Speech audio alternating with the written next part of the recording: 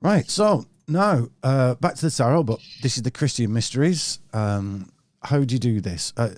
We've spoke previously about, these guys are actually on a mission to do something, and that is to kind of get these powers of a magician, whatever they'll be. Better third eye kind of vision, being detached from the human experience to some extent and being able to live your life, getting gnosis, which is receiving knowledge without actually having learned anything, and generally getting in touch with the unconscious.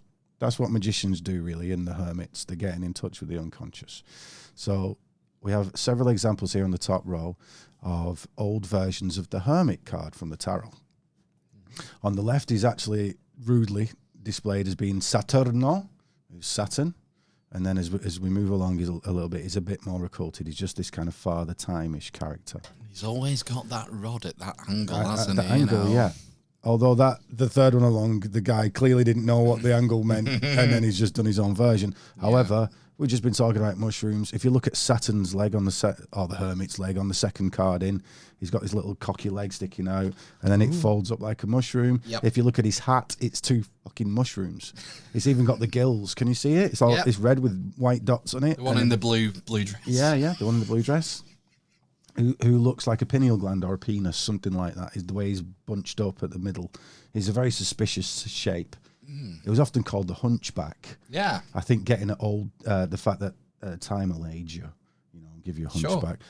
But then it'll be a second layer down that he's getting at the pineal gland and the penis and all these other things. So what is the hermit? What does a hermit do? Well, a hermit goes away from society, much like a Buddhist monk or somebody like that would. It goes away from society, puts himself in a cave, and he considers time, life, and death. Often you'll see him with a skull next to him, or an egg timer, a sand timer for his cooking. Gotta get those eggs right. Yeah, that's all he's got to eat. That and raven's bread. So if we look on the bottom row, these are Christian hermits, apart from the guy in black and white. That's an alchemical diagram. So I forget. I forget what. I forget who these saints are. But wow, this is like Renaissance period, is it? Christian art. Some of them, yeah. Fucking hell! And they've got the raven's bread in there. They've got the ravens, but the ravens are bringing them bread. And you can see on that alchemical image, the raven's got the bread over his penis, suggesting to me that whatever the raven's bread is, looks like a penis. The mushroom.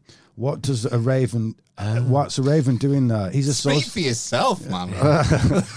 We already established you've got like a baby's arm holding an apple. So ravens, I'm trying to clean this up, boys. Sorry, apologies. So his big wanger looks like a mushroom, and the raven is associated with death. Ravens would swoop in on corpses after battle. Carriers, yeah, and perhaps take the souls off to the afterlife. These are known as psychopomps. Hermes, Mercury is a psychopomp. He takes the souls of the living to the land of the dead, and vice versa. So this raven's bread is clearly pointing at mushrooms again. We've even got a picture of a raven now with a mushroom in its mouth.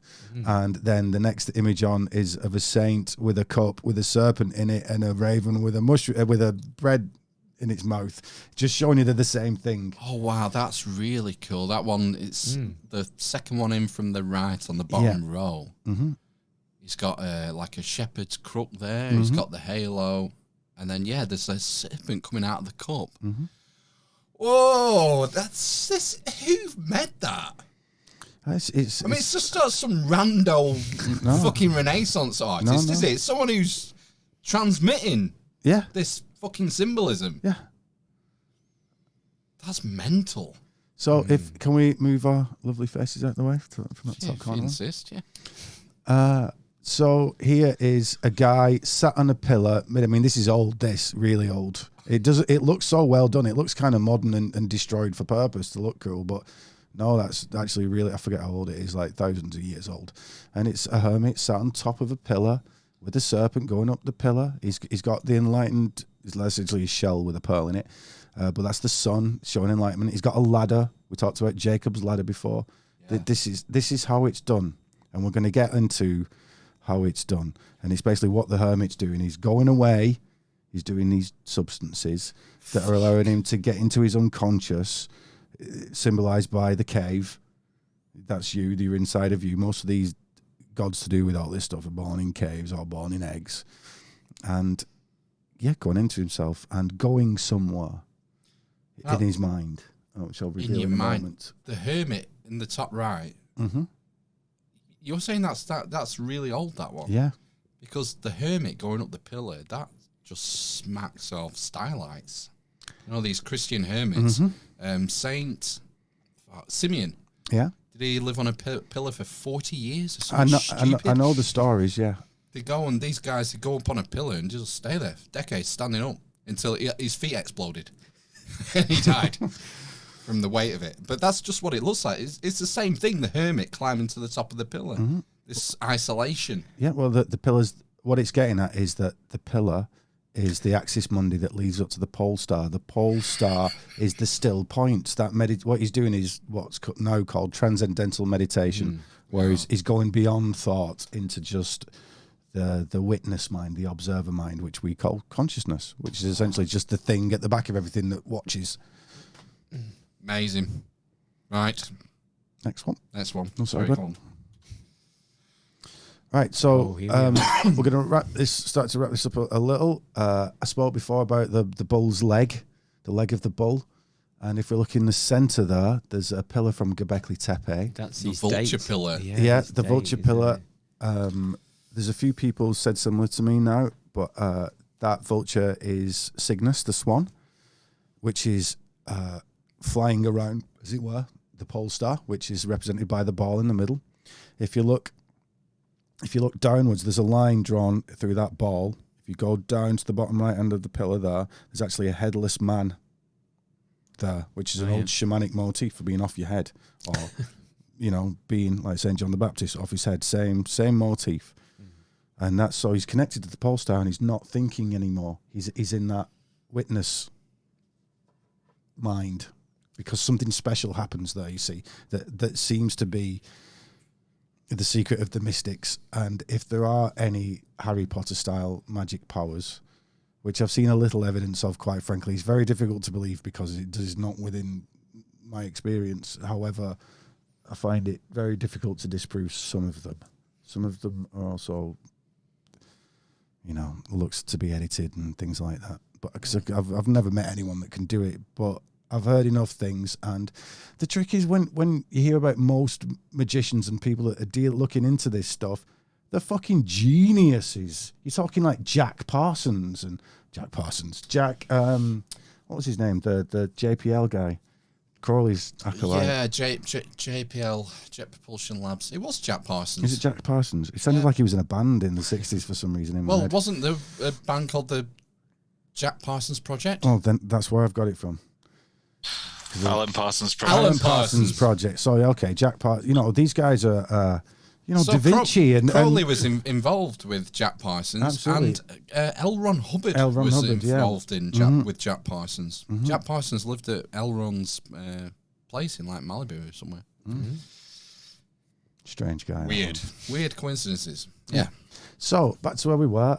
So we've got this leg of the bull motif going on, and we've already related that to shamanic mushrooms, and then you got a headless shaman kind of figure there, and we keep going on about this pole star stuff, and there's just this same motif going on over and over again, and it's always the seven sages, and all these other images around this are all of seven sages. At the top right, the seven sages of India, that's the flood myth there, which we've already established is very much to do with this pole stuff. Next to that, you've got the seven sages of China. Next to that, you've got the seven sages of Greece. Next to that, you've got 4 of the 7 sages of Sumeria. Underneath that, you've got the 7 sages as seen in medieval Europe, but they're the 7 ancient sages. I think there might be 8 there, actually. No, it's 7. One of them, they put an extra one in there because they're bastards. And those 7 sages are the 7 stars of the plough. Which... are we saying this is being confused with the 7 sisters then of the Pleiades? On purpose.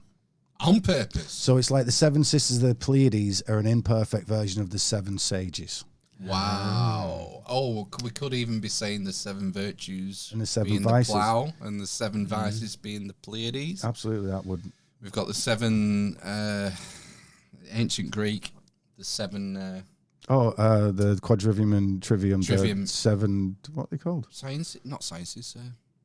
Oh my god. The 7 learny things that you learn. Yeah. The 7 Geometry, learning mathematics, things. philosophy. Yeah. We can go into it, we can philosophize it, we just can't remember what it's called. Yeah. But 7's important. That's The what 7, we're getting at. yeah. 7 colours in rainbow, 7 notes in an octave. Ryan's Yeah, 7. our artwork for the previous episode, I took 7 the 7 I ams of Jesus Christ. Never even heard of that. Oh my god, I am the truth. I am the way, I'm the light. I am the vine. I am the bread of life.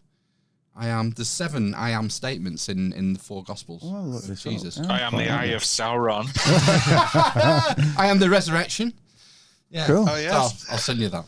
Yeah. Oh, would you? Yeah, That'd be great. 7 is everywhere. That's the point. That's why you call Ryan 7, for fuck's sake. Yeah. And also my real surname is Seddon. Allegedly. So You just lost all your mistakes now. For fuck's sake. it's from when I used to be a rapper. It's from when I was a rapper. It just carried on. Do you freestyle? I do, yeah. Right, okay. Next time. If we look to the right of that Göbekli Tepe pillar there, we'll see the dead Osiris going through his death ceremony, and that is he's going to be resurrected. And in order to get the breath back into the body, they do what's called the opening of the mouth ceremony, where they take a tool and open the mouth. Now, if you look at that tool, Looks like the fucking plough. it looks like the plough. It was made out of meteoric iron and would have been magnetic to north, the pole star again. And if you look in the very bottom right, I've blown up a bit of that image. You've got the plough in the opening of the mouth tool. Yeah. Up left from that, you've got the leg of the bull, and then up right from that, you've got a feather looking very suspiciously like a mushroom. I'm sorry, that it looks more like a mushroom than it does a plough, if you can see that. And it's been said before, but not by me, that Osiris's headdress itself looks like a baby psilocybin cubensis mushroom, which I would agree with. It doesn't look like much else. Are you suggesting the opening of the mouth tool, or the bringing back of the breath is opening the mouth with the plough to give the mushrooms in? The opening of the mind. It's all because it's all very right brain. It's all very mushy and like poetical. So it's like the you can imagine if the pole star is the still point and all the universe spins around, it's like things are probably coming through there. Do you get me? So opening the mouth, pointing at the pole star, letting the breath in, they're just letting the souls in and out. That's what they're doing. Yeah, I get you. The mushroom does a similar thing though, doesn't it? Actually, as you think about it, it lets your soul in and out and lets you die before you die and come back. Something, these occult symbols on the bottom left that, anyone who does a bit of reading in this area will keep coming across these symbols, and they're never explained very well. Okay, I can do that quickly because those are in fact the 7 sages. Those are the 7 planets. Going well, like we said, the Pleiades. Going bad, going less well, the Pleiades. Going well, the 7 sages of the plough. Would you like me to explain the actual makeup of the symbols themselves, or would you like me to explain which one each thing is? Because it's Saturn, Jupiter, Mars, the Sun, Venus, Mercury, the Moon. Last one. I think that's for another time. Okay. I'm getting your point now. These symbols keep cropping up.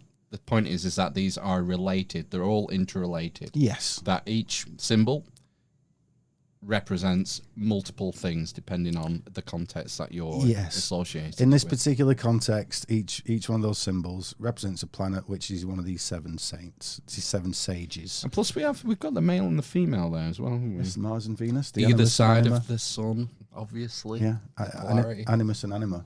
That's what they are. These Jungian. Anyway. Yeah. Anyway. Next one, please. Next slide, please.